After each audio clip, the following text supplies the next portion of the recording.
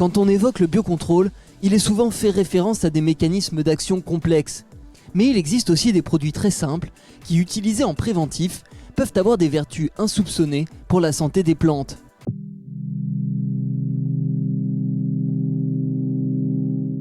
Qui n'a jamais entendu parler des antioxydants que l'on vante en santé humaine? Mais savez-vous que les plantes en produisent en grande quantité? Quand on enquête sur les antioxydants, on se rend compte en fait que les plantes, elles en sont bourrées. La question c'est pourquoi? Et en fait c'est lié à la photosynthèse. La photosynthèse, elle a un gain net sur le carbone et elle va avoir un déchet qui est l'oxygène. En fait, l'oxygène, c'est l'outil qui met le feu. C'est le comburant du carbone, quelque part. Et donc, plus vous attisez le tirage, plus vous envoyez d'oxygène, plus le carbone brûle. Et ça se fait en présence de chaleur. Pour éviter de subir ces oxydations qui altèrent le fonctionnement des plantes, le végétal va enclencher des mécanismes dits antioxydants, en s'appuyant notamment sur les vitamines.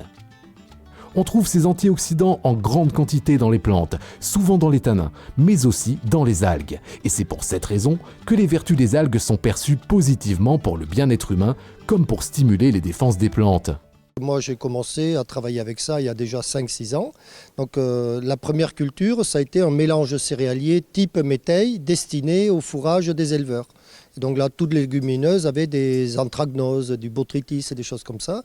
Donc on a pulvérisé des antioxydants avec succès. On a rajouté des oligo-éléments parce que ce sont des catalyseurs de réactions biochimiques.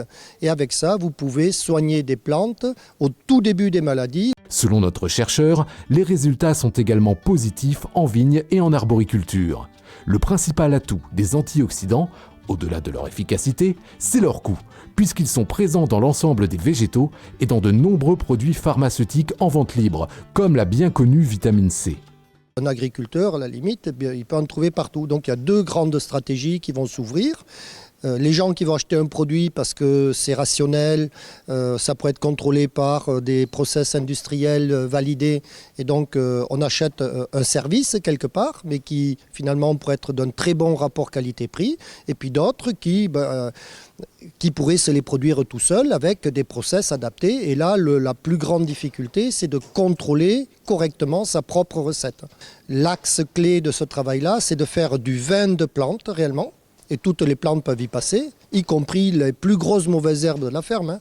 Et si vous faites une macération qui part en putréfaction, c'est-à-dire un purin qui pue, ben là vous aurez raté votre produit et il sera beaucoup plus dangereux. Pour cela, l'Institut de l'agriculture durable se propose d'accompagner les agriculteurs pour mettre en œuvre ces nouvelles approches à base d'antioxydants. On se retrouve la semaine prochaine pour un nouvel épisode du MAC du Biocontrôle.